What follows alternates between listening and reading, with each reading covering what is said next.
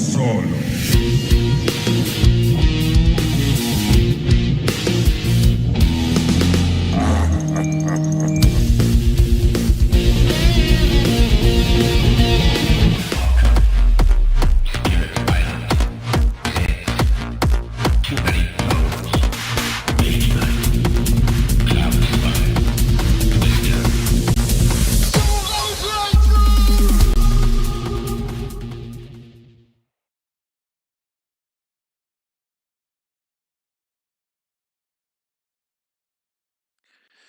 Hello! Welcome to Solo Playthroughs, and yes, I'm trolling you.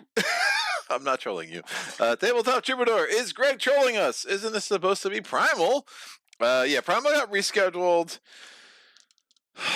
I'll get into that. Saget, I am the only one here to be surprised by a last-second reschedule. And Saget, I owe you an email. I have not forgotten. I've had a week. I keep saying this. A lot's going on in my life, if you haven't realized, and all will become clear soon. Soon is not today. All right. Yes, I want to stream Primal. I love Primal. Primal's amazing. I played the heck out of it. I finished a campaign. I'm in the middle of another campaign with a friend. Just getting Primal out and getting it ready was not happening today. Well, it could have happened today. However, other games I do want to get on the channel. Dark Souls was a review copy sent to me by Steamforged a long time ago. I meant to get it on the channel last year. That never happened. Here we are. And felt, Steamforged was very good to me. In my days of content creation where I was a lot more active, and I do owe it to them to put this on the channel. Now, I will not be effusively generous to this game. So maybe maybe the best thing I could have done for them is not show them this game. But that said, this game does it's normal Steamforged. It's got some really cool ideas, and just the execution is just not great, and that's sad. Definitely, it's super grindy, and again, it's like I know all the video games that they feature are supposed to be super grindy, and Horizon Zero Dawn and Dark Souls, and I don't play the video games, so I don't have that like, oh my gosh, so that's gonna be a thing. But as like a tabletop person first, there are certain things you would expect, and while I understand, they sent me the base game, I kind of learned it, and then they sent me this game. I'm not going to feature the base game and this. It just feels redundant. This is the better version. They've tweaked the rules. They made it more streamlined. Your whole experience of going through the campaign, though, is like, hey, do I want to level up, or do I want to just, continue going? But if I continue going, I'm probably going to die. But if I level up, then I'm going to have to redo all these chapters again unless I found a shortcut. But even if I found a shortcut, I have to redo the thing that gave me the shortcut, and none of that's good. So hopefully, as I go through this, it will make a little bit more sense. I'm sorry I'm a few minutes late. As I was getting the equipment to be able to stream, I, of course, knocked over the box with all the stuff, and now I am trying to figure out what the heck I had and what I didn't have, and all that's going to be super fun. So bear with me for a second. I think this might be harder than I realize. Remembering what I had, I think. Therefore, I am. This had two upgrade. Okay. This, I'm pretty sure I had this and this. Ooh, was this over here? This was over here. And these are both one-handed. And I had, yeah, this seems right. And I'll explain what I'm doing in a second. That seems correct. And then over here I had that sacred chime. Man. Must have been this. I can have that. And it must have been love, but it's over now. And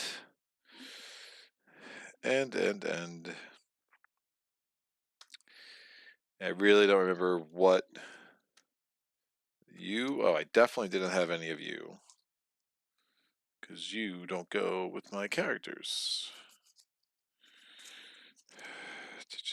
Were these mine? Yeah, I seriously dropped all of these things on the floor. It was not fun. These are all belonging to you. These all belong to you as well.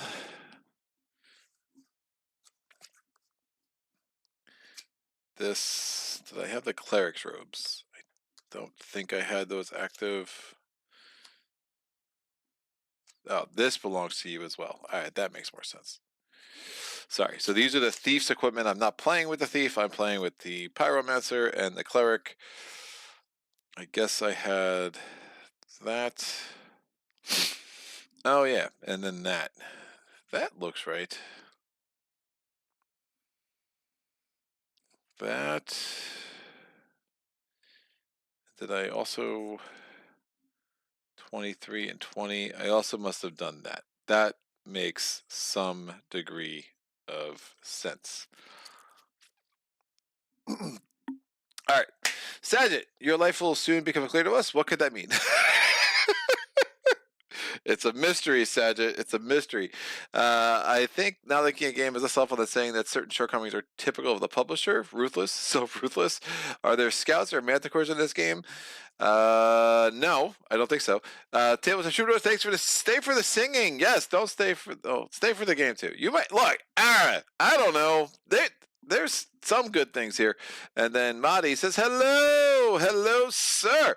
Marty, while you're here. So if you look at my last Maze Night video, Thomas Willinger is asking to try to find your not maybe my last one, the one when I did the scenario you created. Thomas Willinger is looking for it on BGG, so I didn't know if you still had it up on BGG because he was definitely trying to find the file. I definitely didn't have any of you always sound like a good start. Okay. Sag says, I know a bunch of people that adore this title. That's interesting. I mean, whether like the video game, probably. Yeah, I don't know. That I know there's a bunch of house rules. If you're somebody who likes house ruling things and enjoys that part of the gaming experience, that's great. You can definitely go on either Reddit or BGG, and there's a bunch of ways to make this game a little bit less grindy.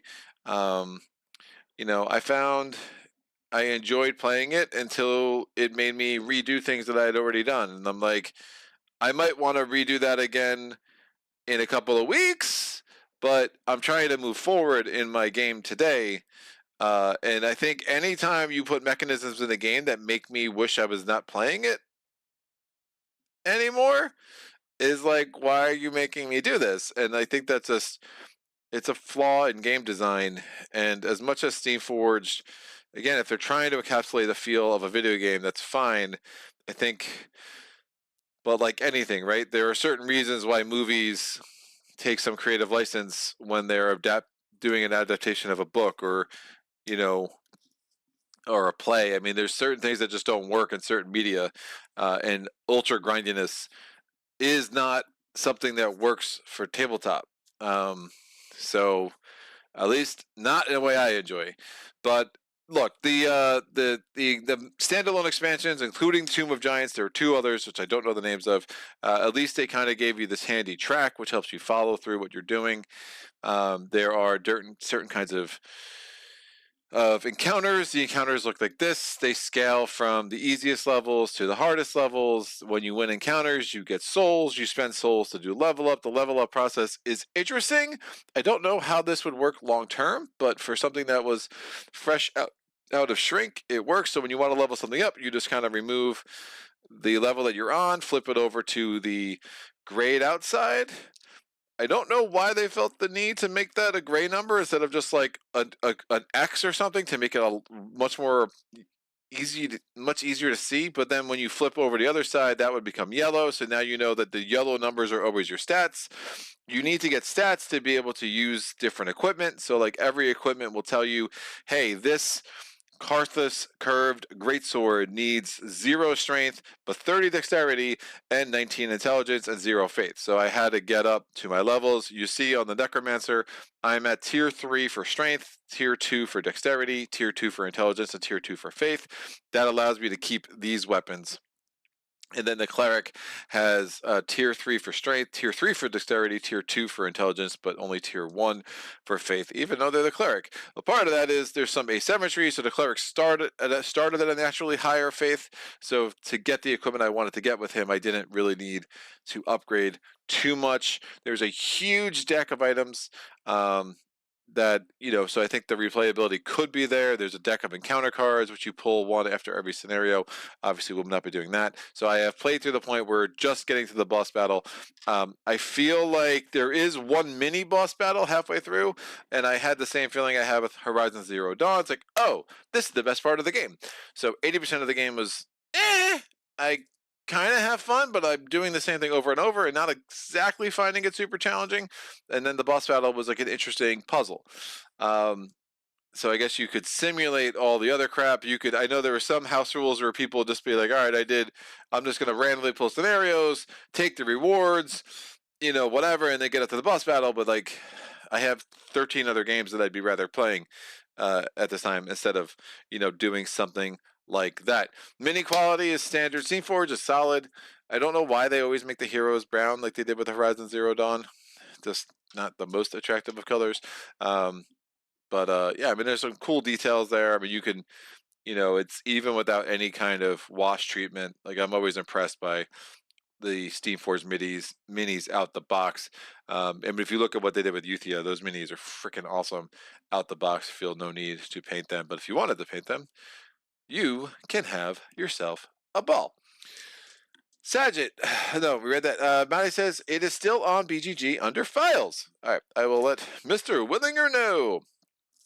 The standalone expansions is something weird. They gave you these tokens where you can flip them over, and one could be on the stamina side, and one could be on the wound side, and that sucks. So I do have the cubes from the base game. I'm sure that was a lot cheaper for Steamforged, but these cubes are a lot more functional, although I don't really know what the white cubes are for.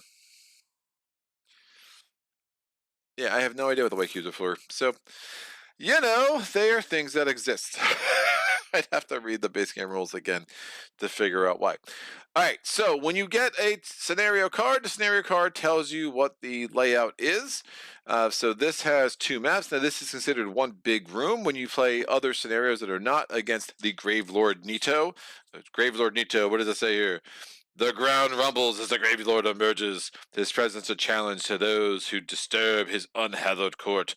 Objective, kill Gravelord Nito. Rewards, you have completed the campaign. Whee! All right.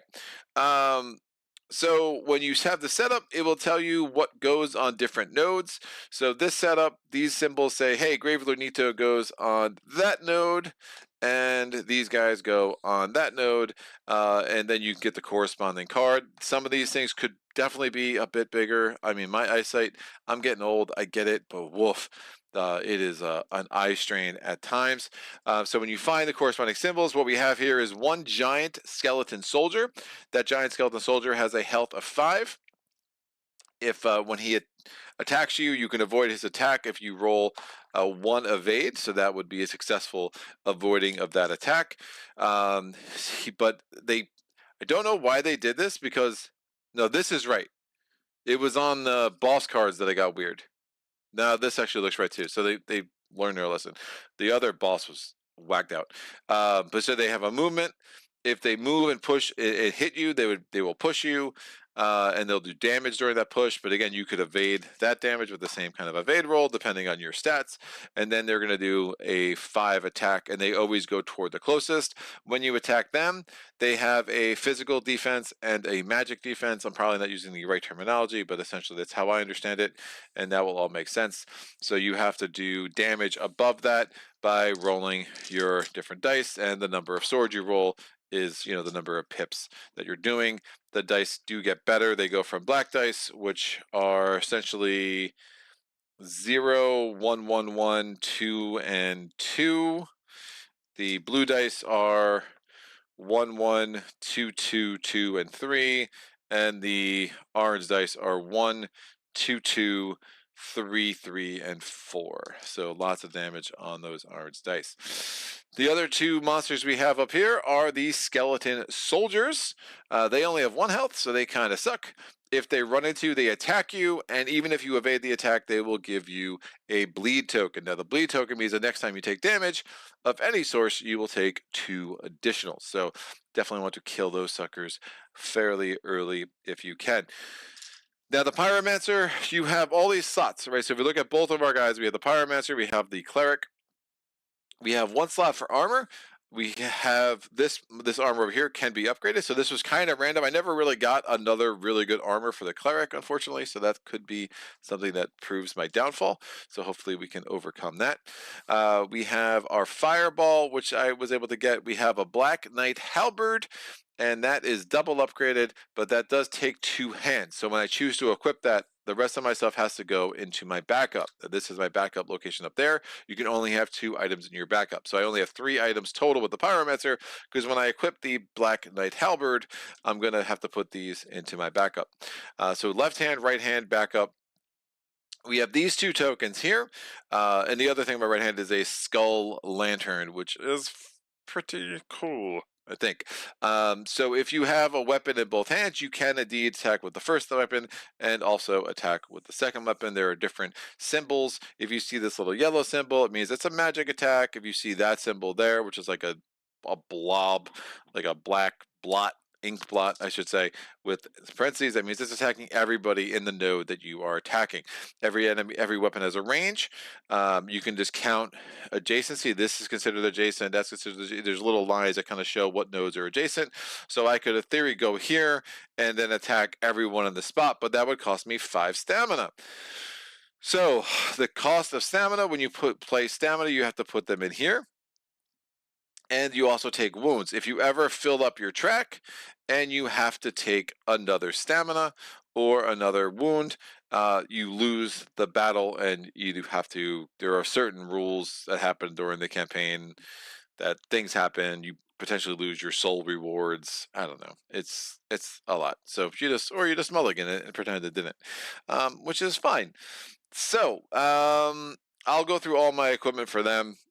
As we get into it, what are these tokens of? Oh, the Pyromancer special ability is explosive power. I can use this ability here. Now, these tokens are a misprint. This should be a grayed out side of it, but of course that didn't happen.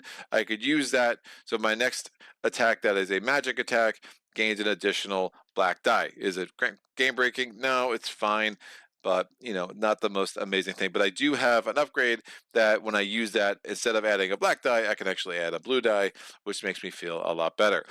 So other than my heroic action, what else do we have here? Well, we have an amber thing. So when I use this, I would just exhaust it. I would clear out everything in my track. When I use this thing, well, this thing I earned as a result of killing the Black Knight. Whenever I take 3 or more damage from a single source of damage, I can reduce the damage by 1. And this is a lucky coin. When I use that, I get to reroll the die in either an attack or a defense. This is the aggro token. That just means that I am the player that will be targeted by people that are targeting the aggro. I'm assuming Nito will be targeting the aggro a lot.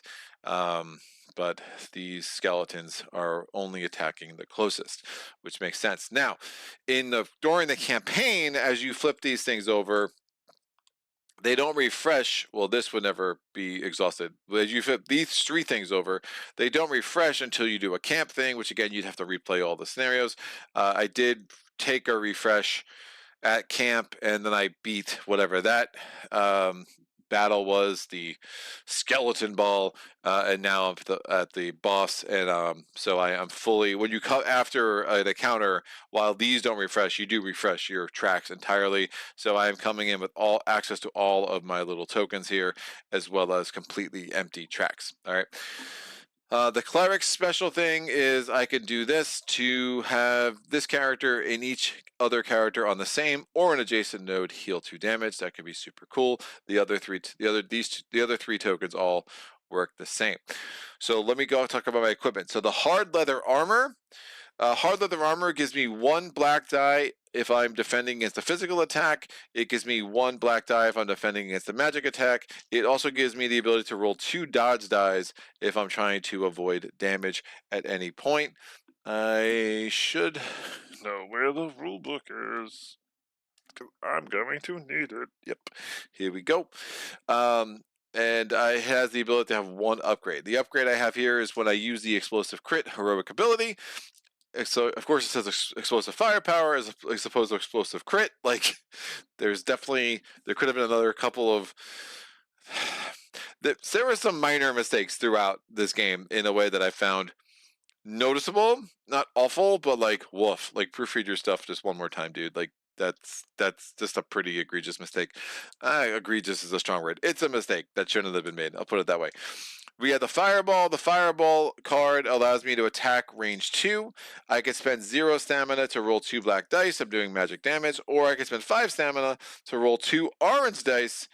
And it's a magic attack, and I do damage to everyone on that spot. Now, the problem with that one, this card, is it gives me no defense dice, it gives me no evade dice, and this card cannot be upgraded, so it has some serious limitations. But that 2 orange attack on everybody on the same spot, it can be super nice.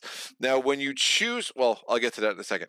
The other equipment I have here, the Skull Lantern, you can only attack somebody on the same node. Now, we can have 4 characters on the same node. In most of the scenarios, some scenarios you can only have 2, but you generally can have 4. If a fifth character wants to enter, 1 has to go away. But when you do the Skull Lantern, once during each of my activations, I may look at the top trap token. There are no trap tokens, so we're not going to worry about that. But trap tokens are essentially this mechanic that something has a bunch of traps, and then you might try to have to evade getting damage from the traps as you enter new spaces. It's a thing that is fine. The Skull Lantern gives me 1 extra evade die, so if I was trying to take, if something was trying to give me damage, I would actually roll 3 evade dice, and I would roll all blanks, which is super fun. Now, the Black Knight Halberd is what's in my backup. For 1 stamina, I can attack something at range. Now, this means I can't attack something on my space, so I have to be in an adjacent space because the halberd is a huge friggin' knife. So I'm going to do 3 black dice, or I can spend 4 stamina to roll 2 black dice and 1 blue dice and affect everybody in a space. It gives me 1 black die in against physical attack. It gives me 1 blue die against magic attack, but that's only if it is equipped. Right now it is in my backup. It can hold 2 upgrades. So I loaded my pyromancer up with upgrades. I expect him to do the most of my damage, where the cleric will be doing a lot of healing. This weapon's attack gains +1 damage, which is nice, and this weapon's attack gains +1 black die, and the attack, even though it would otherwise be physical, if I just went by the card, this enhancement makes all my attacks with the Black Knight Halberd into magic attacks. So the cleric, what's the cleric got going on? The cleric has a black die with its cleric robes. So this is its starter card. I just never upgraded its armor. So it's rolling a black die against physical attacks, a blue die against magic attacks. We have our Karthus curved greatsword, can only attack things in our on the node that we're on. All these things are called nodes. That does take up 2 hands. How could I possibly equip something that takes up 2 hands when I have something in my other hand? Oh, ha. We'll talk about that in a second. So, by spending 0 stamina, I can roll 2 black dice, and I would apply bleed. Bleed means, again, the next time they take damage, they'll take 2 more. So bleed could be very effective against Nito, because Nito has 30 health. That's a lot. Then we have 3 stamina. I can spend 3 black dice to again do the same attack and also inflict bleed. This curved greatsword also gives me 1 evade die, and it can take 2 upgrades. Notice I did not upgrade it at all. I did not find enough upgrades that I could use that would go along my stats. I really had to max out my stats in a way. I just kind of ran out of souls.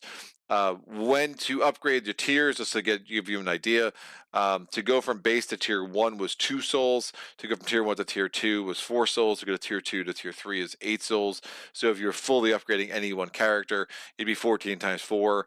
Math, that'd be 56 souls. So if I was fully upgrading both my characters, it's 112 souls. Now that would not be hard to do if you wanted to replay a bunch of scenarios. I did not, so I cut some corners just to get up to the boss battle. as soon as possible. We'll see how that works out for me. So we have the Sacred Chime. Sacred Chime costs 0 stamina. One character within range 1 gains within range. Within range, the range is 2, gains 1 health, and there is 3 stamina. One character within range gains 3 health. And then also in my backup up here, we have the Black Knight Sword. 0 stamina, I can do an attack of 2 within range 0, so it has to be on the same node. Or it gives me 4 stamina to do an attack with 2 blue dice and 1 black die, and that also has to be range 0. Now, my shield here is pretty cool. It's the red and white round shield. That gives me 1 black die against physical attack, 2 black dice against magic attack. But the cool thing about this one is that it lets me equip a 2-handed weapon in my other hand, and allows me so this is legal. Now, how turns work is the beginning of the game, the very first round, everything that's on the board will attack. So everything in the room that you're in, so everything here attacks. Now, if there are multiple rooms, only the things in the active tiles will attack, unless there's a keyword that says otherwise.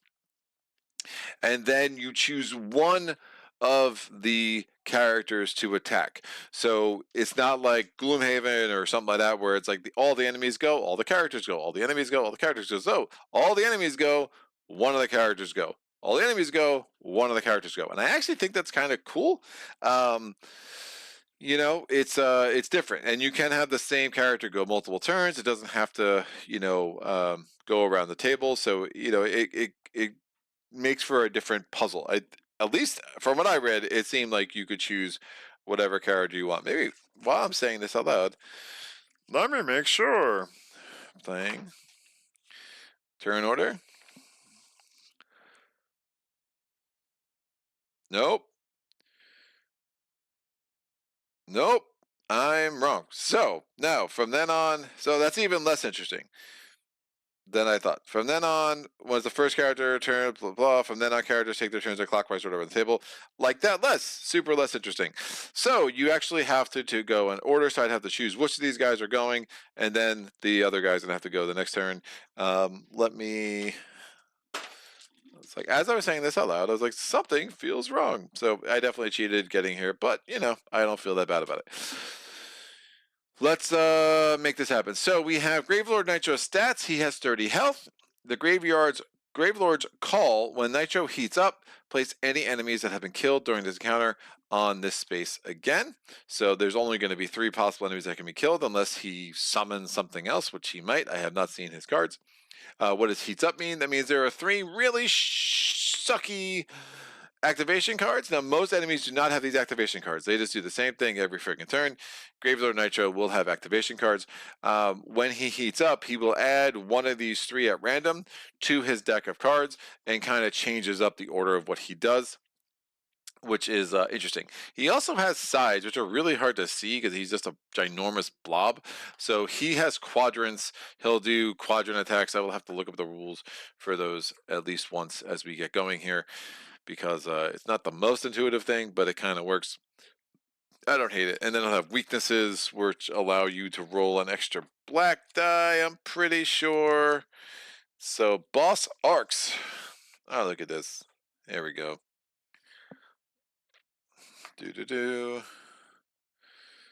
Make a blah, similar. Weak boss.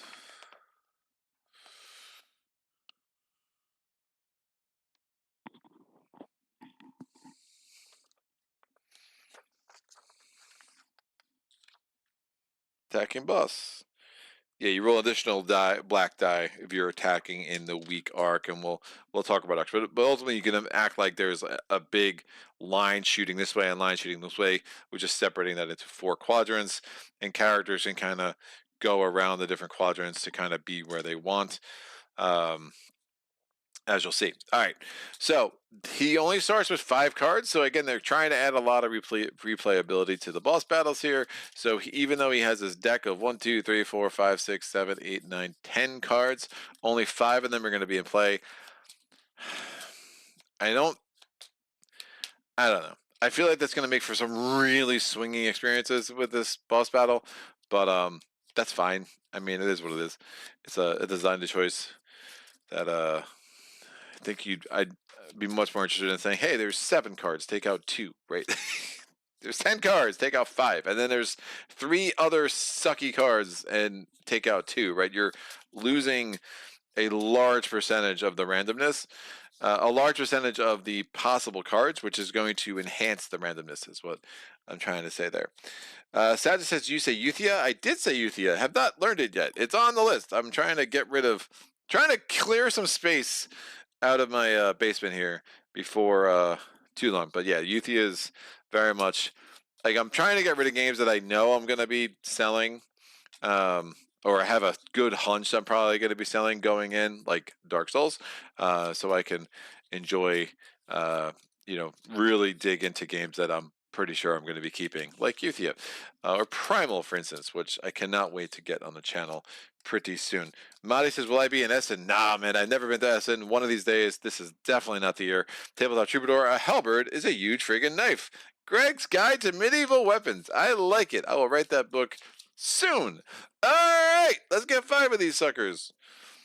Bam! That's my starting deck. This is what he does, guys. And I can just kind of cover that, because who needs that information anymore? Not I, says the woolly bear. Why is it a woolly bear? I don't know, guys. Just go with it. So, I don't think I have anything else I need to do. We're ready to rock and roll. Finally. So, we are going to have an enemy turn.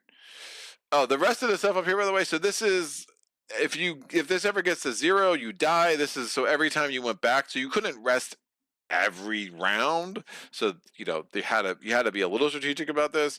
But if you ever got down to 0, you would die. I still had 3 times I could have returned. When you return, you could spend souls for upgrades.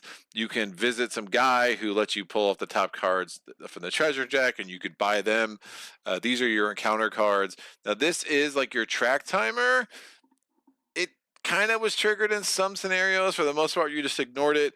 Over here is where you would put your the encounter cards that you chose from, but you only, again, had essentially 3 light blues. So you have to imagine that this has moved down a lot, and then you would have these cards kind of sitting right there, and then as you went to something, you'd flip it over and say, oh, what am I doing? Or the skeleton. And actually, no, that's not true. You would pull 2, you would choose what the next one is, and what deck you chose from was based on that symbol. Again, in the middle of all of this is where you had to face the like kind of the mini boss, who was not nearly that cool. The mini boss is kind of this dude. I did not find him all that hard. I don't know, but if I was cheating always makes things easier, so it's fun that way.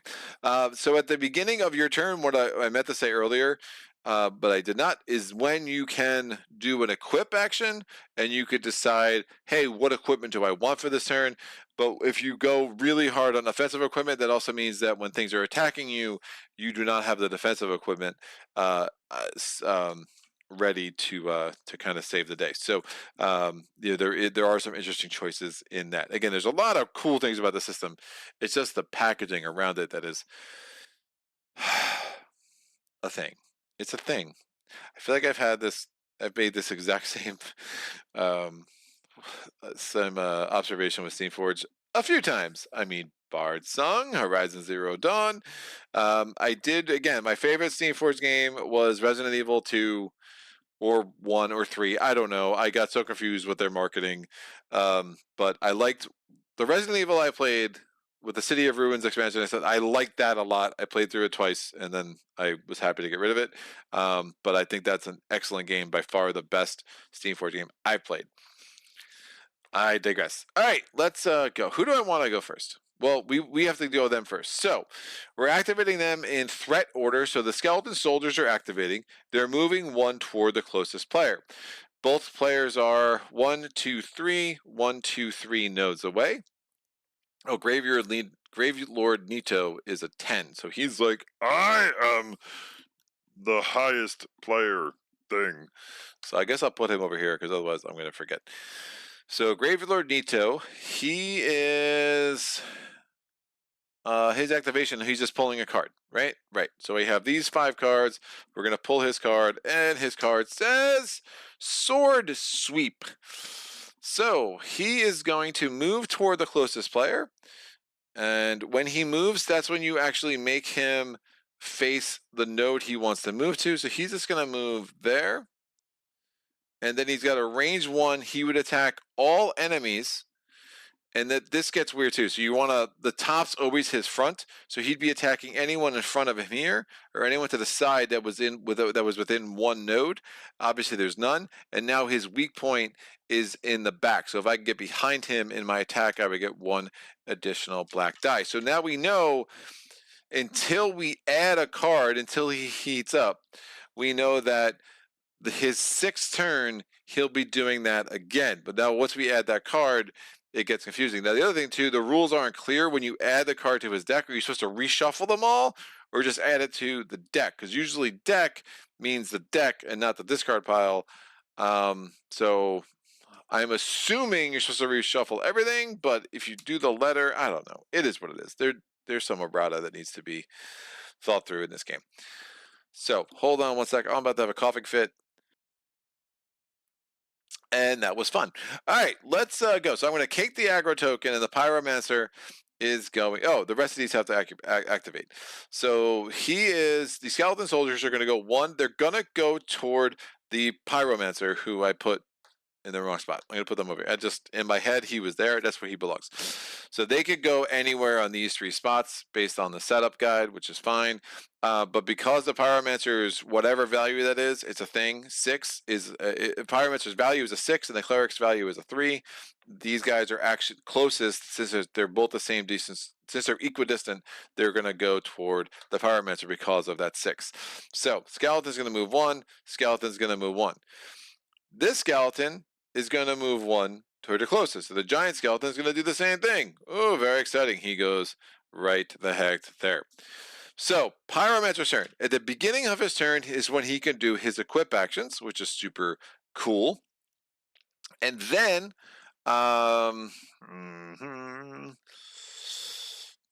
yeah, I think I just keep this weapon. +1 damage.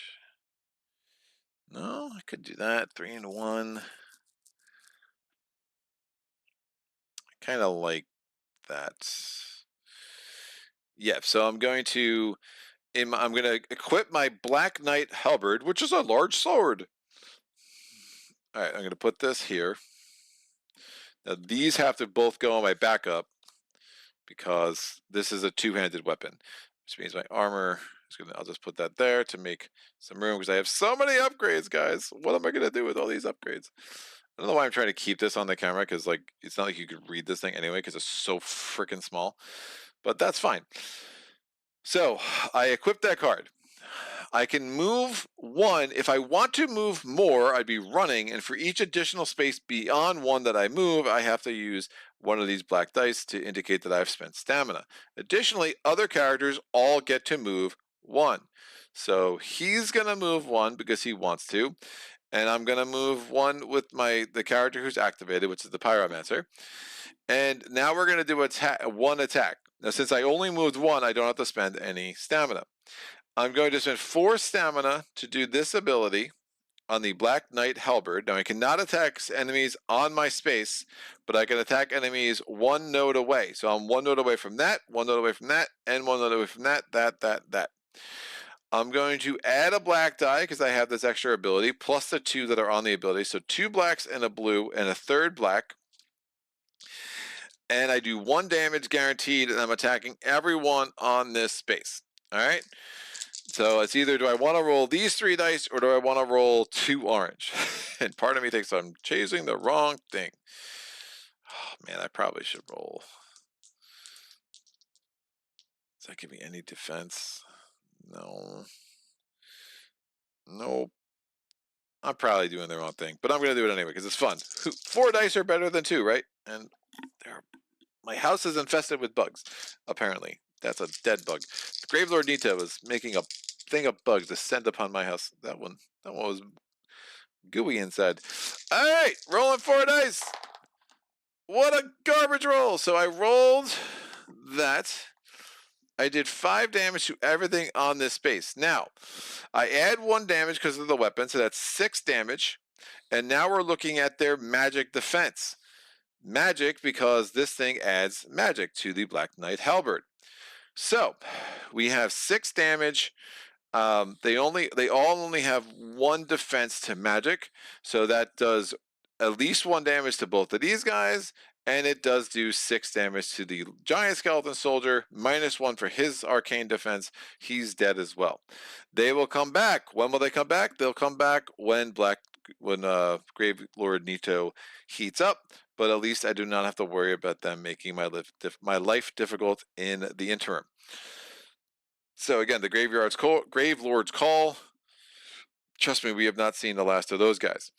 Now, how do I get rid of the stamina? The next time the Pyromancer's turn goes, the first thing he'll do at the beginning of his turn is he'll take away 3 of the black cubes and then have his turn, which is why I was kind of cheating when I was playing as if you could choose the same person multiple times in a row because that would clear out stamina, blah, blah, blah. But, no more cheating. I've learned my lesson.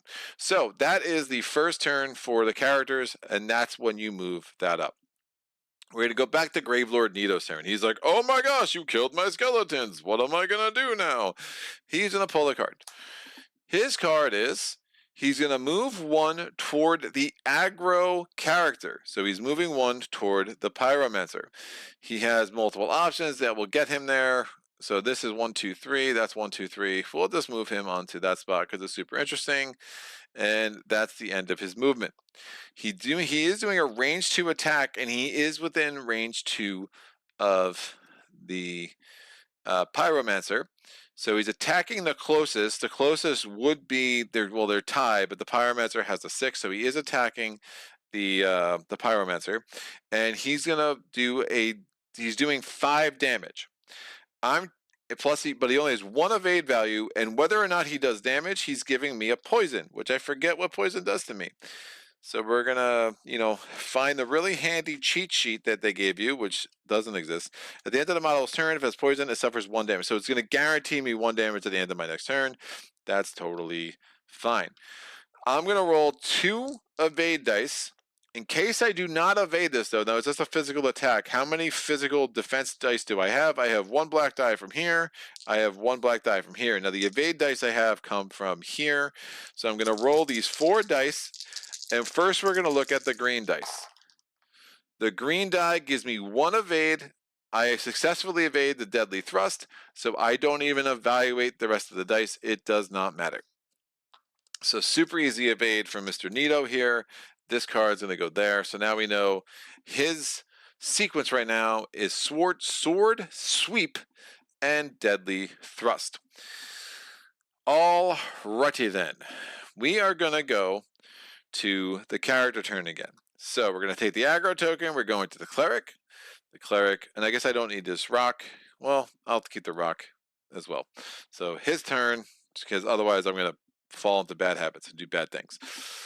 We are going to decide how I want to equip this stuff. I kind of like this weapon. I don't think the other weapons are that helpful because there's some healing stuff, but that's not really going to work for me.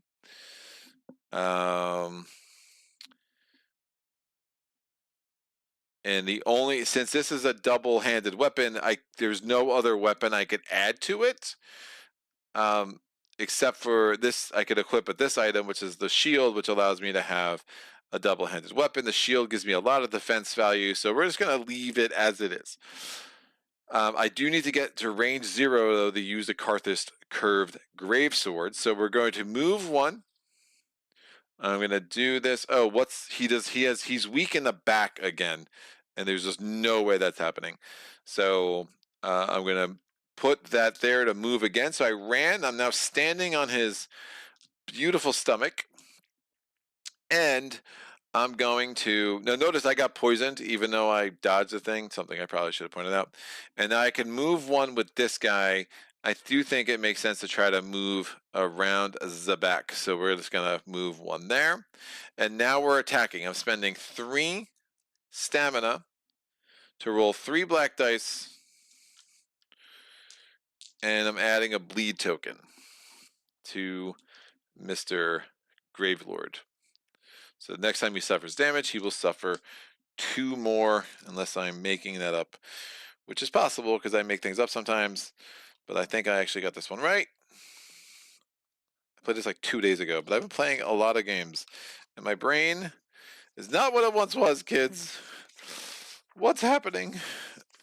Oh man, maybe I should just go with 2. Yeah, when a model with lethal suffers damage, it suffers 2 additional damage, then this token is discarded. Frostbite's a thing. I'm not worrying about that. All right, we're good. So I'm rolling these 3 dice. His shield against a melee attack is 2, so hopefully I roll really well. And I don't. But even though I don't do any damage with that, I'm going to guarantee myself 2 damage eventually by adding the bleed token to Nito. So unfortunately, no special harm to Mr. Nito.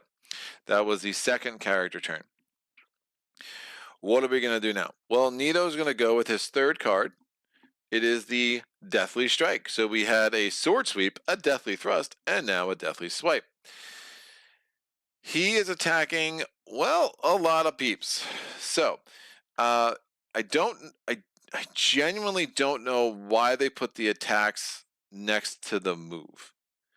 And I can't figure it out because it always seems like, unless I'm just reading the card wrong, behavior symbols. Do I do the attack?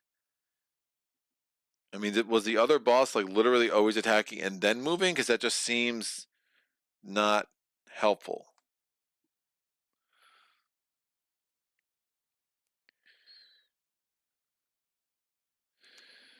Behavior symbols under cards. Each boss uses each behavior card includes the following information. Boss uses cards when taking their turns. Represent a wide variety of attacks that are capable. Each card has its own behavior symbols. Attack. Setting the counter, shuffle the triple. Oh. Maybe, yeah, I guess you just do it left to right, but that could be a lot.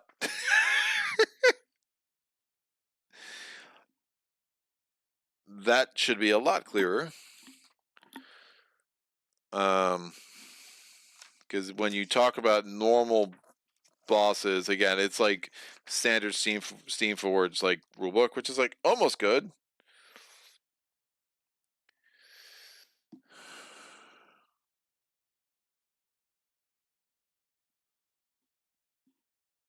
All right, there you go. Behavior symbols on the data card which resolve from left to right. This is the only time, though. Whatever. It's fine. We'll resolve that from left to right. So we're going to do an attack. We're doing range 1 in those 3 arcs. That is only going to affect the cleric. He's trying to do 5 damage to the cleric. Again, only 1 to evade. I'm rolling 1 green die. And then for physical defense, because this is a physical attack, I have a black die and another black die. So I'm rolling these 3 dice. I managed to evade again. So again, it's 50-50 whether that works, but his attacks are just not that hard to evade, which is a little bit surprising. So I don't take any damage. Again, the Pyromancer is not within range 1, so does not get attacked. And then he's moving toward the aggro player, and he's just pushing the aggro player, which is kind of weird. So he's already in the spot with the aggro player, so he's just going to push him off 1. When you get pushed, I have to get pushed within the same quadrant is how I believe that works. So he'll stop as soon as he gets to his target, so he doesn't move anymore. The character must remain in the same arc they were before the movement began. When a character moves onto the same node as a boss, the character must remain in the same arc they were when the movement began. If a character was on a line between 2 arcs, they can choose. The character moves away. Now, if his target was this guy somehow, he would have pushed him off and then gone to him. But since his target was the aggro player and the aggro player was the cleric, he is fine. So yeah, I just get pushed within the same arc.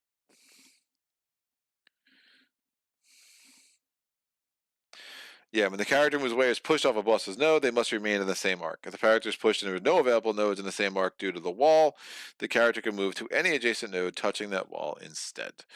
Great. So there I go. We are in the same arc. And that is it. So he does not do any damage with that push. Otherwise, I could try to do another evade roll. But alas, here we are. We're going to go to the second turn for the Pyromancer. So the beginning of his turn, we're going to clear out 3 stamina. We are then going to...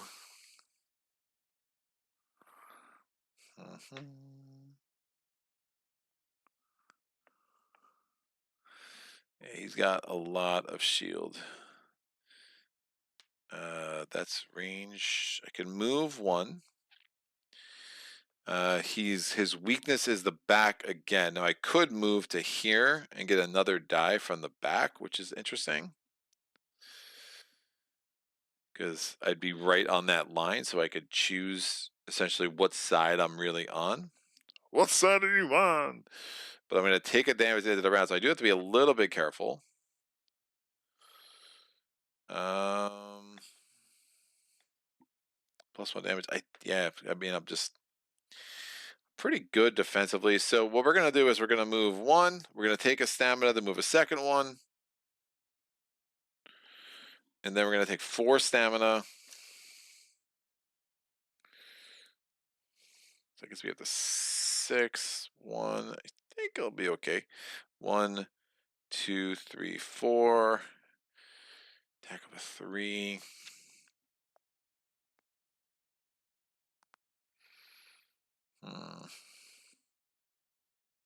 Yeah, this is definitely a different game when you when you can't cheese it. All right, so we're going to be 1, 2. So 2 black dice, a blue die, an extra black die. I'm in the weak arc, so another black die. So 4 black dice and 1 blue die. It is a magic attack.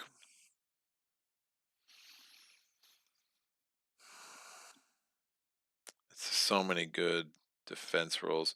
The question is, do I want another range? Do I want another evade die with the skull lantern, or do I want just the extra black or blue die? It's almost like the same. I'm already rolling 2 evades there, so his evades have only been 1+, so I feel pretty good about this.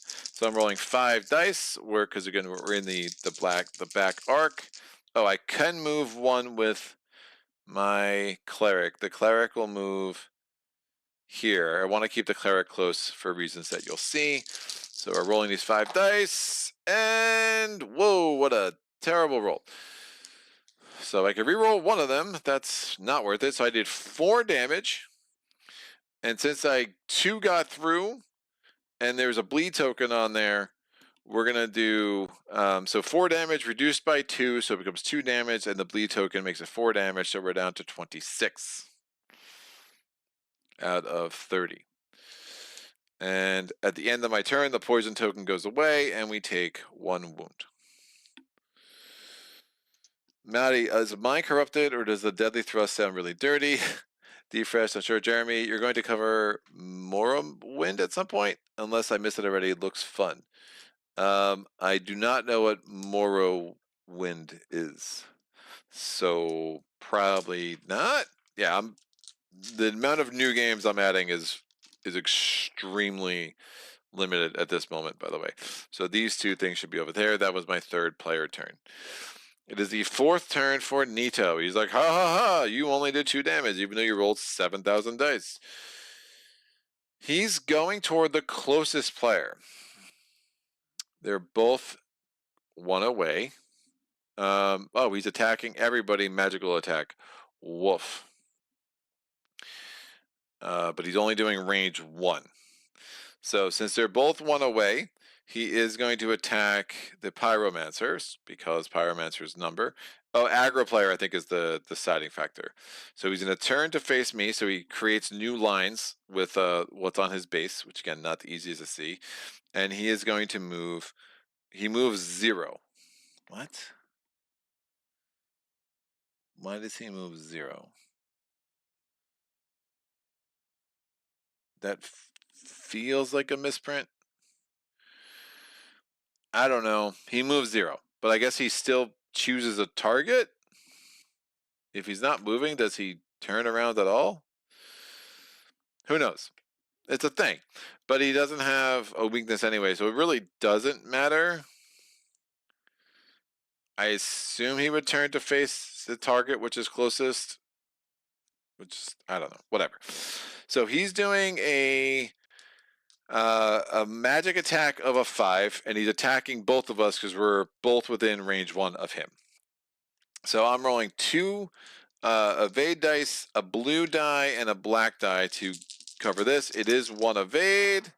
There we go, totally evaded it. And now we're doing the cleric. It's 1 green die, a blue die, and 2 black dice for the cleric. When we evaded it again, so evade rolls have been hot. So we're going from sword sweep, deathly thrust, deathly strike. Now you corrupted me, Marty. Like I'm giggling like a 6-year-old. Deathly strike and death wave. Death wave was wildly ineffective. Joke's on you, sir. All right, we're gonna go to the cleric's turn. Bam, bam.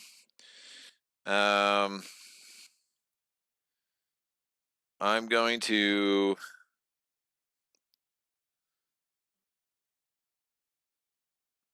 remove 3.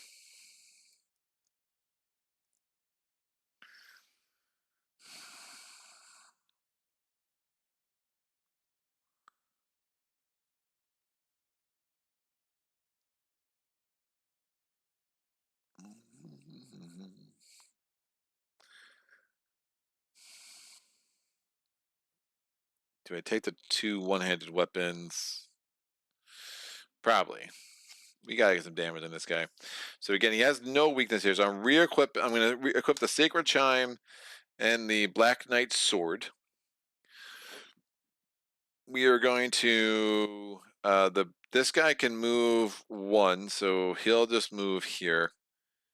I can move 1. I'll move here. I can move more with the cleric, but then I have to take more stamina, right? I'm going to use this ability where it's cost me 0 stamina. 1 character within range 2 can heal 1 health. So we're going to get rid of that poison damage. And then we're going to use this ability. Actually, so I can have him go there, which is probably better. And then I'm going to use 4 stamina. 1, 2, 3, 4. That's going to let me roll 2 blue dice and a black die. Oh, wait, I had an extra damage from here, the Black Knight Halberd, so it would have been 1 more damage. I forgot about that attachment. Don't forget your attachments, people. So 2 blue dice and a black die. Need to get higher than 2 damage to do anything. Oh, that will do exactly 2 damage. All right. Here we go. So these have not been the most amazing rolls, but we're getting there. We got through 7 health already, 23 to go. We're doing the last of Nito's 5 cards. Bam. He has infinite range. He's backing up 1 from the aggro player. So he's going to face the aggro player, and he's going to back up 1. Then he's attacking the aggro player with infinite range, and it's just the aggro player. It's not a wave attack. And he's doing a magic attack of 4. So aggro player is me. I have no ability to dodge it. So because I took that card away. So we're just rolling this die, and I can reduce the amount of damage done by pips. And as far as weaknesses goes, now his weak side is his sword side, which is interesting. It's the Gravelord Greatsword. Booyah! So I negated 1 of the damage because I had 1 pip on there, and we get 3 damage. All right, so those are his 5 cards. All right, so now we can try to anticipate what it's going to be. So we're not reshuffling these, we're just going to flip it over. His backside is going to be the damage. He's doing an attack with a range 1, so we can try to like buy ourselves a little bit of time. This should be up to the 4 already, although when it hits 19, it's fine. So we kind of have some sense of what's happening here. The second card is the poison. So he's really weak on the back, generally speaking. He's not weak at all there, and then he's weak off to there. And that one extra black die, it could really matter, right? Because if you kill him in one fewer turns, it's one less attack you're taking, et cetera, et cetera, et cetera. So we're gonna go to the Pyromancer. The Pyromancer is gonna remove 3 of these. That's a range 1. He's going toward the closest. He's attacking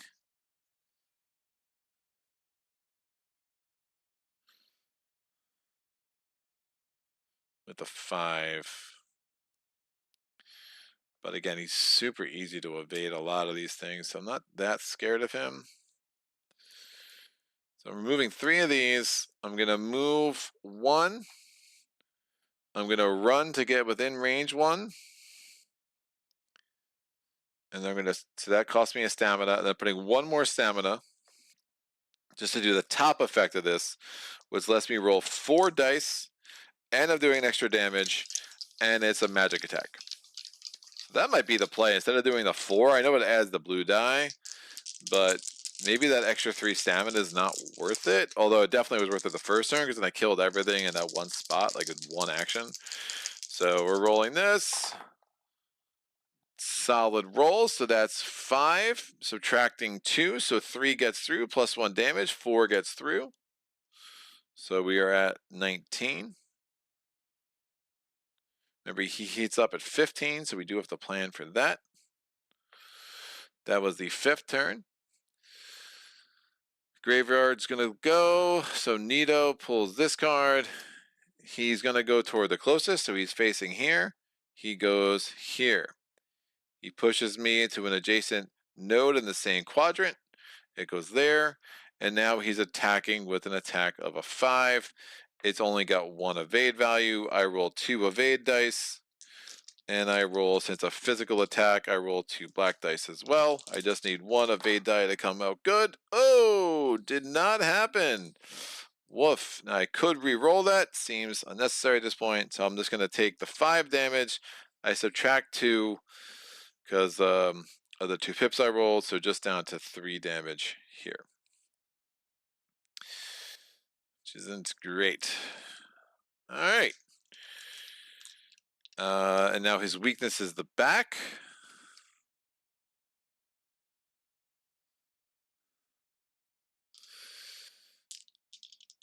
Oh, and he's attacking everybody in front of him and everyone to the right, but it's range 1, and the cleric is not in range, to be clear about that. So the next card, because I can't memorize anything anymore, he's only attacking 1, he's attacking the closest.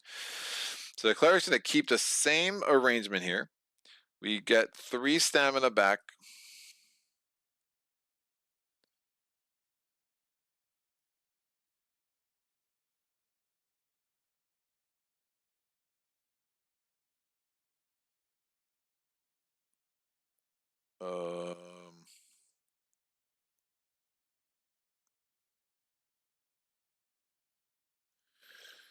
That has 0 range. Was I on him?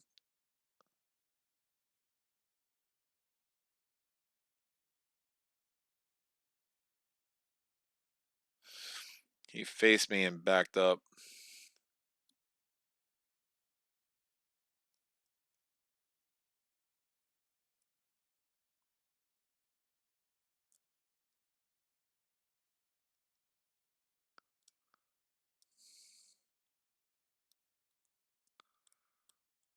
I don't even think did I attack?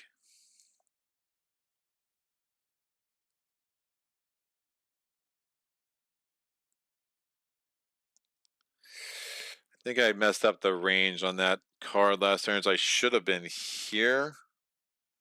But then he would have backed up from the closest.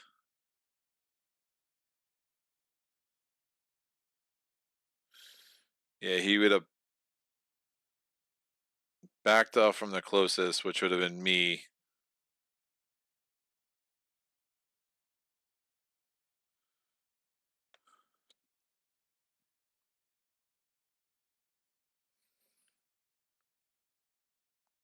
And attack the aggro, which is him. But it does mean I should have been.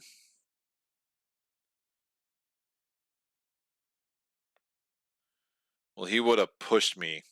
Never mind, because it wouldn't have mattered. Because if I started on him, it would have been the same movement. I'm pretty sure he would have pushed me, then he would have backed up, because he does have the push symbol. So I would have been kind of in the same spot. All right, sorry for that. So recovering 3, I just got to remember this range is really bad. So 3, I will.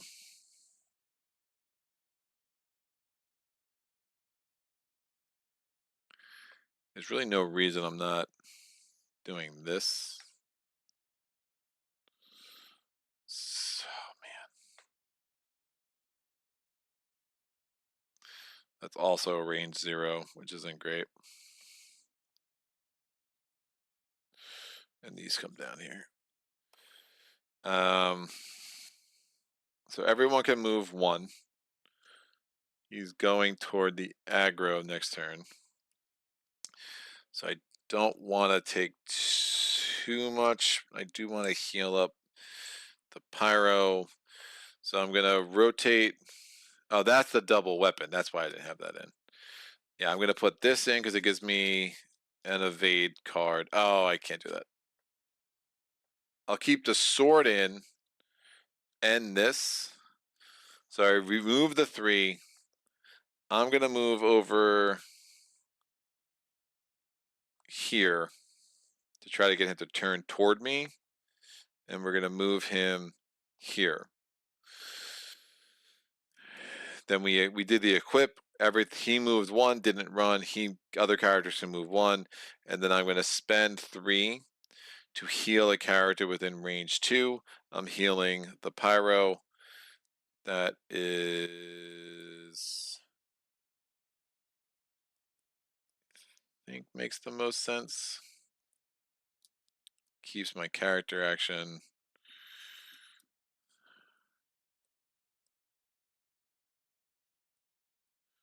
Could do that.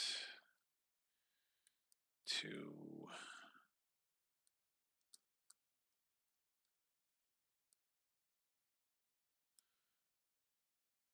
Yeah, kind of like that. I still trying to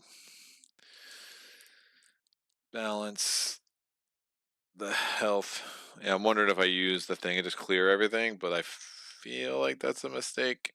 We're not even halfway through yet. So that's fine. Nito's turn. He goes toward the aggro. He moves 1. He attacks within range 2. It's only 1 evade. I'm rolling. It's a physical attack, so I'm rolling 2 black dice and the 1 green.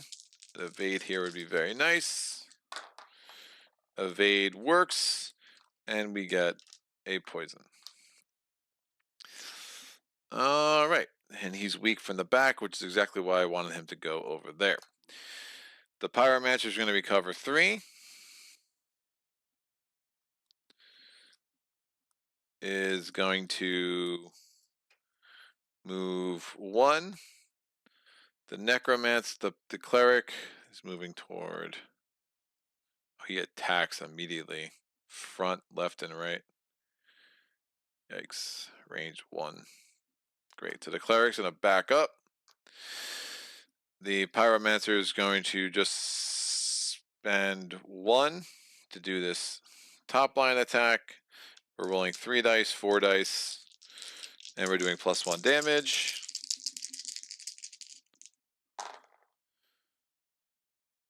That's 1, 2, 3, 4, 5, +1, 6, 2 shield. That gets us down to exactly 15. So we're heating up. When we heat up, we are. I think we just shuffle the whole deck. It's just it's really weirdly worded. Heat up cards. When the boss health is reduced to equal to or lower, shuffle its heat up behavior cards. Then draw a random one to shuffle it into the boss behavior deck. I mean, this is the deck. It doesn't say add the discard. Alright, I'm just shuffling it into the deck because why not?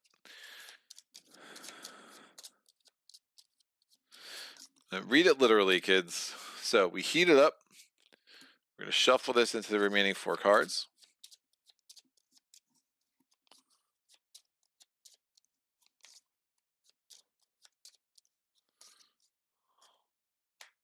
This should probably be at a 6. This should be over here.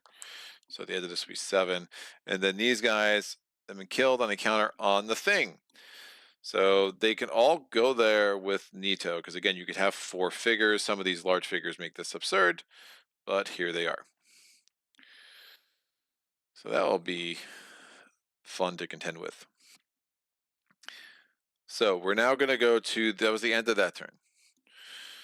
So we're going to go to the boss. We're going to the boss's turn. So he's pulling a card.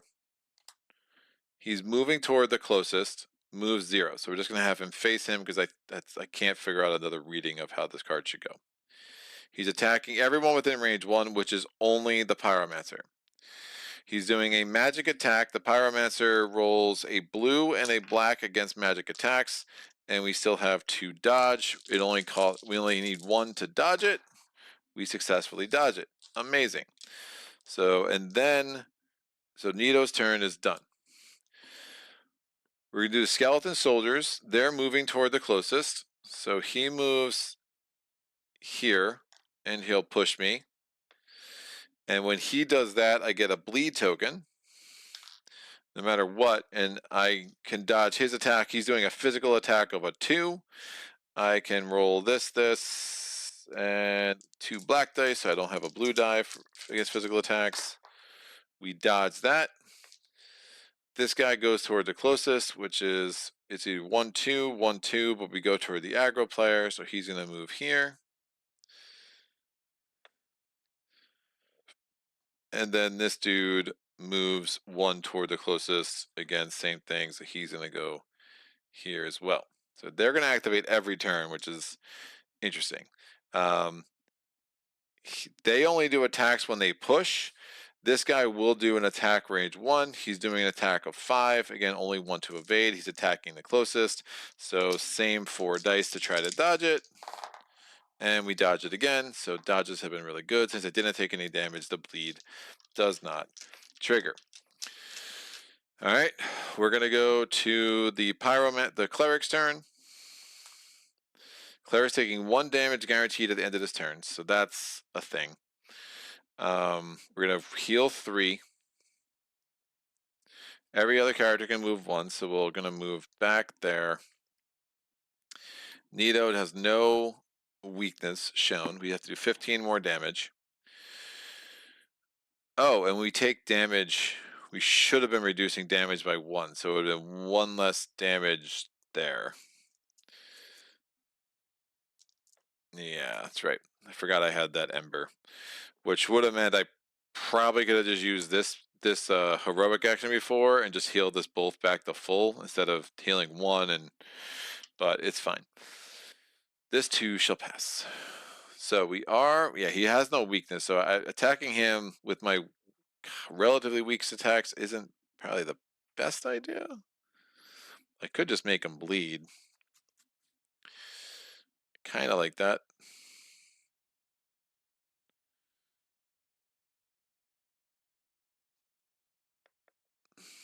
But I'd be 2 and 0. I'd be up to 4. I would have a evade roll from that.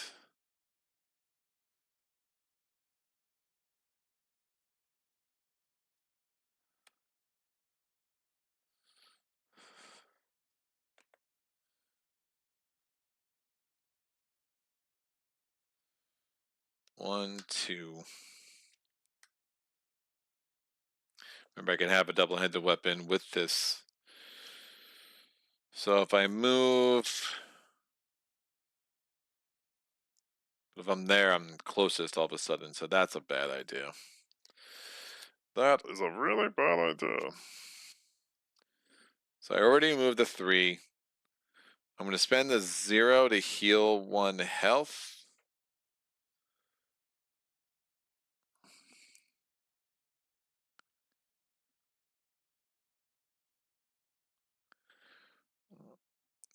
I'll move 1 here, spend the 0 to remove 1 health, not doing anything else. It's not a very exciting turn. And he already moved during my setup phase. So that was the 8th turn. Nito's turn. It's attacking everything within range 1, which is nothing, and then it's moving 2 toward the aggro player. So we're going to face it this way to move this node, facing it this way to move this node. When it gets there, it pushes. Has to stay in the same arc. Either of those could be considered the same arc. Doesn't do an attack during that push, but pretty ineffective. Deathly Strike. Nito's done. The soldiers are going to move 1. The soldiers are going to move 1. And then the giant skeleton soldier is going to move 1. He's in with range of an attack. So we're rolling 2 and 2 to try to evade the attack from the giant skeleton soldier. And we evade. The evade rolls have been really good. So still at 15 health here. We're going back to the Pyromancer's turn. Pyromancer wants to kill some fools. So he's going to get back to full stamina here. And then spending 4 to attack these clowns. So we're going to move 1 here. This character can move 1. We're going to spend 4 to roll 2 black and a blue, another black, and we're doing 1 damage against those guys here. So I like at least a 6. That will do. That kills everything. All right, so don't have to worry about these guys anymore. It's down to Nito. That was the end of my turn. We go to Nito's turn. He's moving toward the aggro, so he's going to move here, moving 1.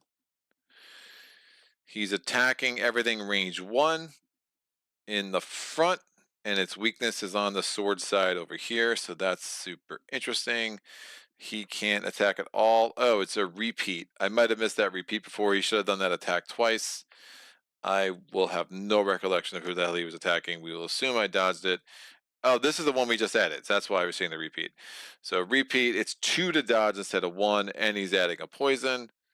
So that's not a thing. Oh, cleric would have taken the damage end of their turn. So all that's fine. The cleric is definitely going to want to get some bleed in there. So the cleric's going to get this back to full. It's going to sub this out with this. Is going to move. So this guy can move here. Moving 1. Spending a stamina, moving on top of the cleric into the sword section that is weak because I'm on that wall. Now, if it was faced differently, you'd have to enter the spot where you're coming from. But because I'm on the wall, I can choose what section I want to go to. So the quadrants do get interesting. And then I'm just spending... Yeah, I'm not going to spend the 3 there. It doesn't seem to make much sense. I'm just rolling the 2 and adding a bleed. Oh, and since I'm in the weak section, I roll a 3rd that way. I want a 4th. Is it worth 3 more stamina? Probably not. I feel fairly in control here. So it's not add 2 stamina for no reason. 1 gets through, and we add a bleed token. We're down to 14. All right, we still have all of our options open to us here as well. That was the 10th turn. Nito is going to do Nito things. It's going to push the aggro player, which would have been the cleric, because the cleric just went. So the cleric gets pushed into the quadrant they were in, and then it's going to move 1 away. So it can move, it's going to have to move directly away. So I guess it would have to go here. Go there or there. I mean, thematically, maybe we'll just have it go there. Be a little, make him play a little more intelligently. Oh, but now his weakness is over here. That's fine. No, I'm good with it. He's attacking infinite range the cleric. He's doing a magic attack. I have 1 evade roll, and I'm rolling 2 blacks and a blue. It's only an attack of a 4 against the aggro player. I did not evade it. I did negate 3 of it, so only 1 damage comes through.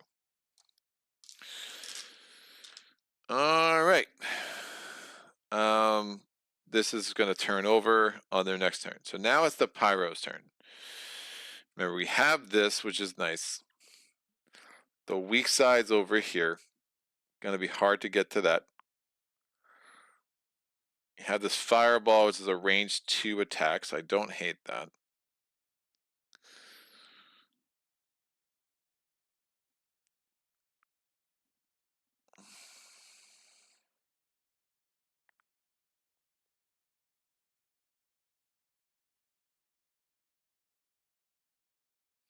I need to be in range 1 for this.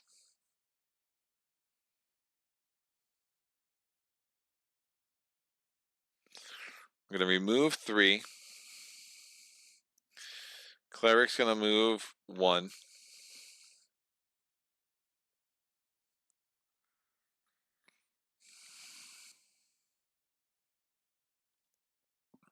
We'll move here. I'm going to, in the equip phase, I'll put both of these in for the Pyro. We're going to use a Fireball, range 2. We're just doing the attack of 2, and we'll see if we can't roll at least a 3 with 2 dice. It's not likely, but it's possible. And then we could trigger the bleeding, which could be interesting, but I don't think it makes sense to take a bunch of stamina for a pretty ineffective attack. Oh, we did 4 damage. Defensive 2, this comes off, so we trigger 4 damage minus 2 plus 2, so we're down to 10. And that's the end of the Pyro's turn. We go to Nito. Again, remember, you don't shuffle, you just flip it over. Nito's going to move 1 toward the closest player. So he's moving here. His weakness is going to be in the back. He's attacking with an attack of a 5 in this arc and this arc, but Pyromancer is definitely in that arc because it's on the wall. Pyromancer is rolling 3 evade dice based on current equipment, and since it's a physical attack, we're adding a black die. Only need to evade 1. I'm really surprised his evades are so easy. Seems not scaled very well, but what do I know? So that's the end of that turn. Okay. I mean, I'm missing something. Is he supposed to pull 2 of these? Because, like, these don't feel very hard. Nope. We're good. All right. Cleric's turn. I just never moved these. Pyro's still got this lead that just never triggered. He hasn't taken damage in forever. So the Cleric's going to remove 1. And I think it makes sense to try to get him to bleed again. We want to worry about healing? Probably not.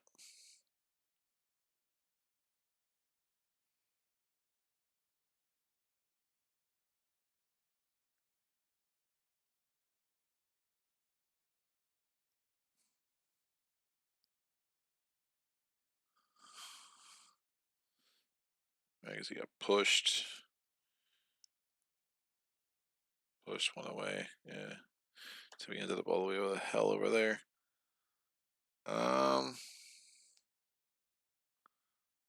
Could heal myself. That's range 0. Fine, we'll go here. I'll put this in play. We're not going to attack. We'll just spend 3 to get back to full health. And stay there. I mean, at some point we need to bring him in to start killing him. I mean, 19 rounds might matter. I don't know. We only need to do 10 more damage, so. All right, moving toward the aggro player. Moving 1. Attacking only the aggro player, or attacking the closest, which is going to be the aggro player, and poisoning. Attacking with attack of a 5. I have no evade dice. Physical attack, I'm rolling 2. I take 3 damage, that's reduced to 2, so we get these 2 damage here, plus the poison. We now go to the Pyromancer's turn. Weakness is in the back. I like it. So we're gonna clear this out, move 1 automatically, and then move another one to get to the back quadrant. And then the cleric can move here. And we're gonna equip this again.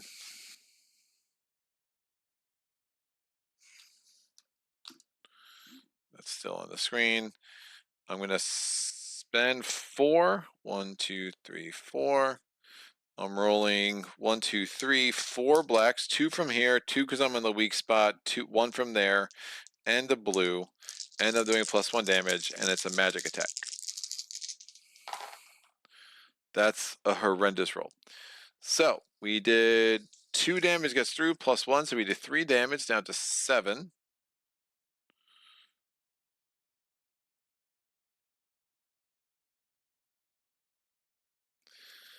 I should have done I would have done this. So my heroic action, just taking it off the board, because again, these are misprinted. Adding another blue because of my special attachment on my hard leather armor. And 1 more damage. Rolling super well. Down to 6. So if I rolled a 3 there, I could potentially have knocked them out with the cleric. So that's the end of that turn. We go to Nidos. That would be 13, I guess. Probably. Nido's turn. He is gonna he pushes and he guess he'll face me. And he's attacking everyone range 1. He has no weaknesses. He's attacking a magic attack of 5. I'm rolling the Pyromancer 2 evade dice, a blue and a black, only 1 to evade. We evaded it. So still no damage. I still have that bleed token. We're going to go to the cleric's turn. This is turn 14. The cleric is going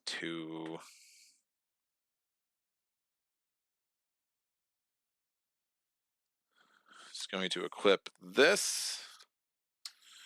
It's going to take these 3 away. This guy can move. He'll just move around to a different quadrant. These 3 away. The cleric is then going to. There's a double-handed armor, so I get to use my shield with this. I'm going to move a second movement. So I'm running to the back to get on the same node where I have to be. And then I'm spending 3 of these to roll 3 black dice. If I do any damage, and I'm going to inflict bleed. Yeah, I guess it doesn't matter if I did damage the one time or not. I'm going to inflict bleed.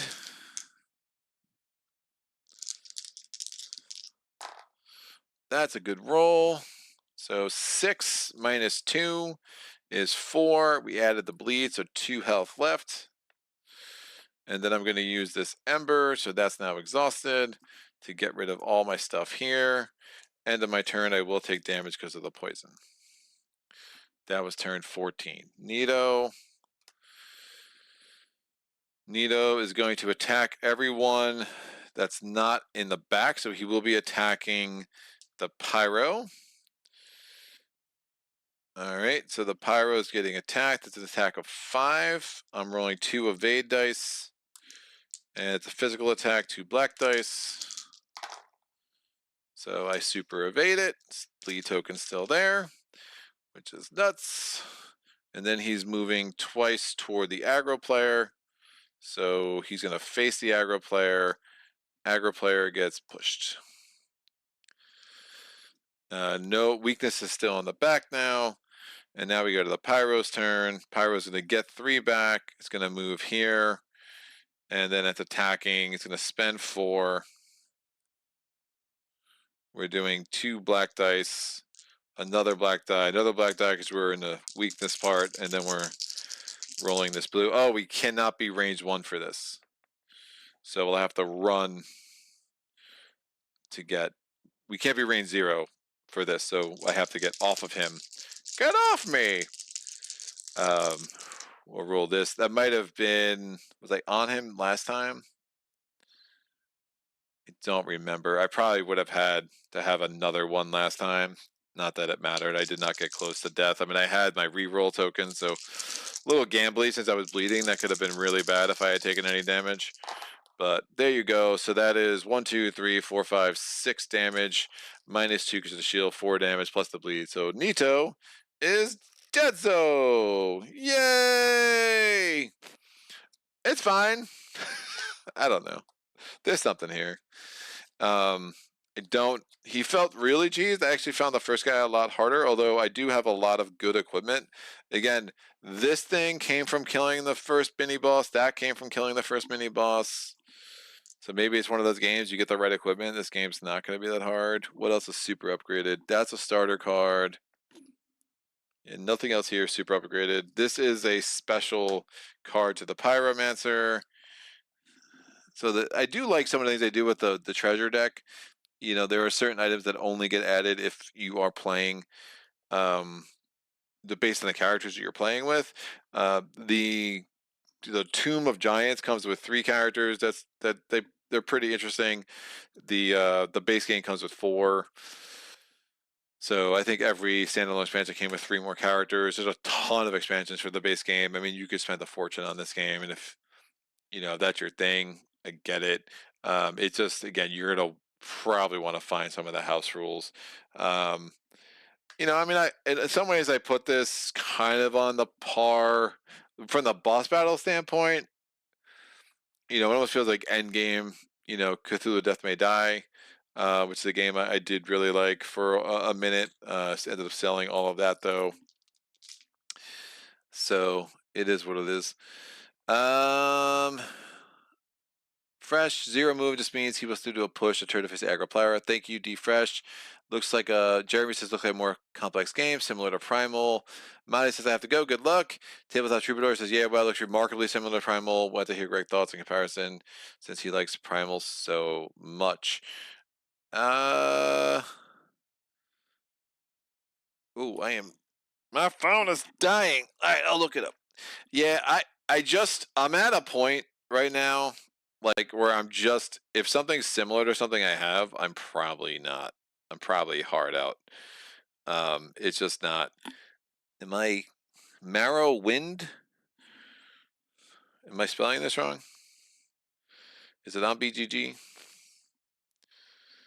Yeah, I don't see it. Is it not on BGG yet?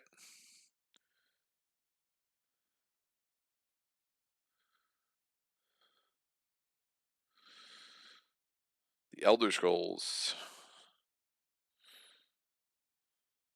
Is this now a board game?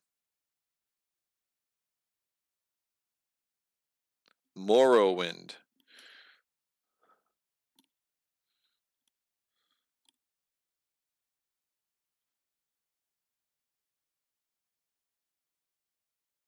If I could spell, this would be a lot easier. And that's not even coming up.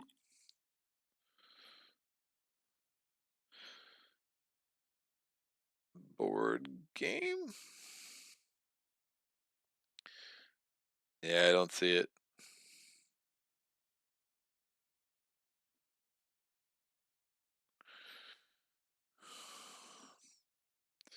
Someone has to link it, but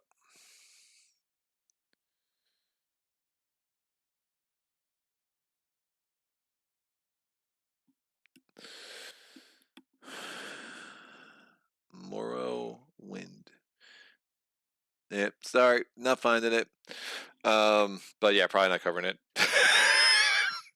Tiftery Games? What?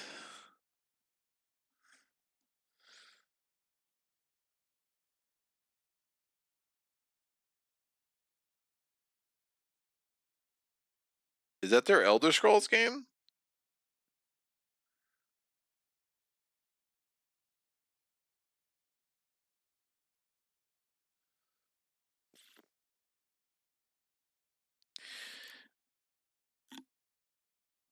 Because I'm not even. I mean, I just typed in Chip Theory Games Morrowind, and I'm still not seeing anything, dude. If you're asking about,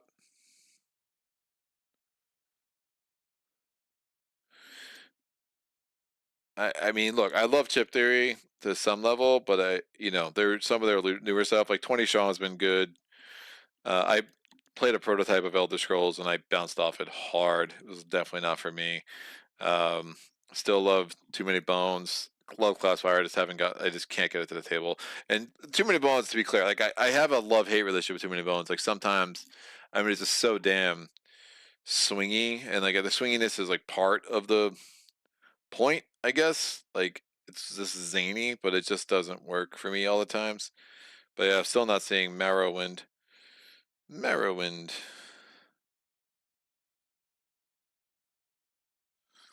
It just keeps coming up. Elder Scrolls. So Morrowind is just one playable location in Elder Scrolls. Yeah, that's interesting. I wouldn't say it's anything like Primal at all. Like at all, at all. Um,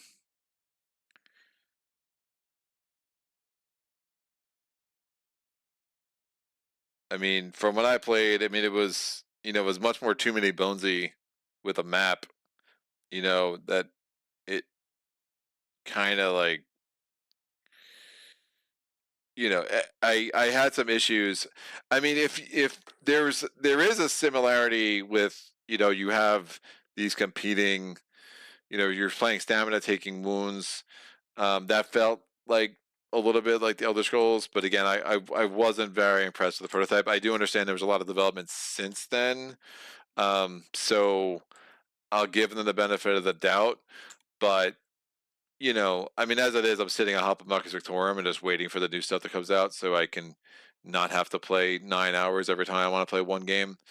I feel like Elder Scrolls are going to lean hard into that. My big problem too was I felt that the character I had, like the very first turn, I just did some insanely stupid sick attack, and I was like, oh, that it was like something that I feel like I shouldn't have been able to do until like the fourth scenario that I did in the very first. And I was like, so where does this character go from there? That's just the best. That was it. So I'm just gonna do that all day. Um, I think it's some interesting ideas. If you really love all their stuff and your chip theory games completion is great, but I think it almost is like this weird merger of Too Many Bones and Cloudspire, and I just like Too Many Bones and Cloudspire more, so I don't really need like a weird offspring baby of the two. But maybe it's not fair, and again, like I am very much and have been now for about a year and a half, like primed to like be like, all right, I'm good with my collection, like, so I am very much primed to not be super inclined to love new stuff, unless it really fits a niche in my collection of something I already don't have. You know, I played Burn Cycle a couple of times. Was very not impressed by that. 20 strong is cool. Like 20 strong hits a spot. It's like a nice quick super. So I was cool. It was cool to see them do something new and different like that instead of these big, long, sprawling, forever campaign games. But as I said, like I mean, until I clear out Hoplomachus Victorum, I think investing in another chip theory game product, and I haven't even finished Classfire for that matter. Like I'm sitting there. The Grove Tenders have not been played yet, so forget about the Greed and Horizon's Wrath. I mean, I still have four entire factions in Cloudspire that I have not explored, and that's says something to me about where chip theory fits for me, in my gaming time. So, um, Tilda, I don't think either is comparing Elder Scrolls with Dark Souls or Primal. I just want to know why you like Primal over Dark Souls. Yeah, I get it, says Jeremy. Primal is just awesome. Here's and I'll definitely get to it. I think Primal to me, if you talk about boss battlers, it just is best in class. I think on such a huge level because it's absolutely crystallized the combat as the thing that makes the game run. Like you don't have to worry about line of sight, minions, targets, none of that. Right? It's one friggin' big boss in the middle who turns, and you have these four quadrants. So in some ways, I guess that's kind of like a quasi line of sight, but it's still different. You don't have to. You're when you don't have to worry about like, oh, he moves 4 this way and he has to face that. No, it's like literally, oh, he turns great, and he's always turning toward the aggro player. So it's like a super like straight up simplistic system that from that point they build all these layers of complexity and they do it really really well. It can be a lot to learn. The triggering can be triggering. There's like this triggers and that triggers, and you get to remember all this stuff. But I played so much that that became like second nature to me. You know, you have 20 something monsters. They all play very different, in some very cool ways. I'm just so wildly impressed with the game and just how it scales. I think is super cool. The equipment's super cool. I think when you play a game like this, I think would be wildly. It's just if you don't get the right treasures, like you're gonna have a much different experience. I just got very strong treasures, so I think it just kind of cheesed my experience here a little bit. Whereas, Primal, I just think the equipment's really smart. The way they made the forge levels is really smart. Everything just feels scaled well. Everything feels like a nice level of challenge. And it's hard, and you're gonna die, and you just replay it. You got 10 scenario campaign. It doesn't have the grindiness problem of this, where it's like you have to spend hours playing just to get to the good part. And I would consider this the good part. I mean, this is an interesting battle. I wish that not every single one of his cards was one evade, and that did I just get lucky? Right? Look at these other cards: one evade, two evade, two of yeah. So 3 of his potential starting cards were 2 evade. That's a much different battle, right? And like one of these has range 3. It's attacking everybody. Like I'm gonna take some damage. I took like no damage because all of his cards were one evade, one evade, one evade, except for the heat card that I added.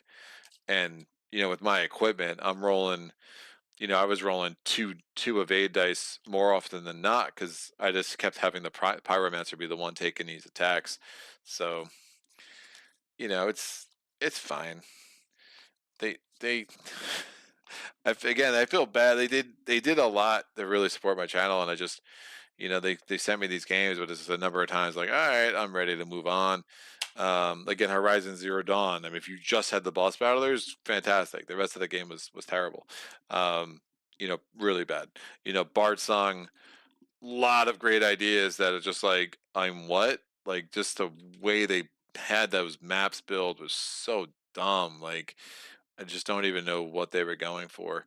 Um, and their execution was just so off.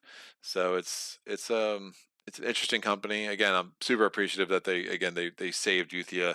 I'm pretty ready to kind of dive into that now that I'm have Primal under my belt. But the Steamforged is so close to just doing things really really cool, and they just seem to miss the mark.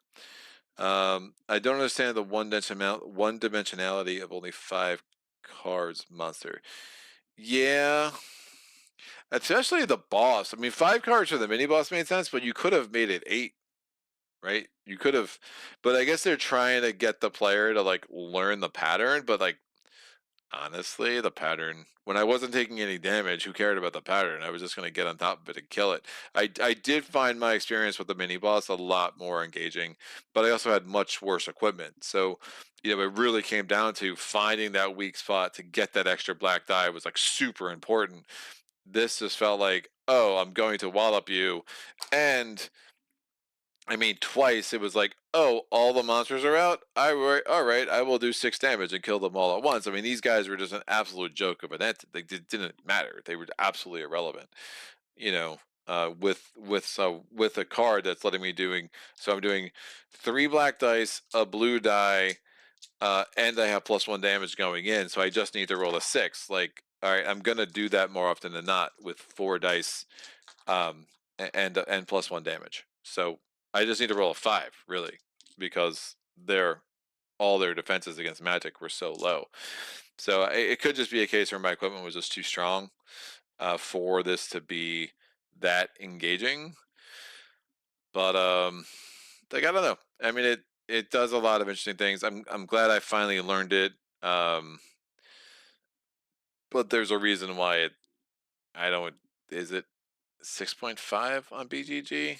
Like that's hard to do, right? With a beloved a beloved IP like this, like, and again, there's some things they did in the production this feel a little like not realistic long term. At some point, someone's gonna lose one of these little squares.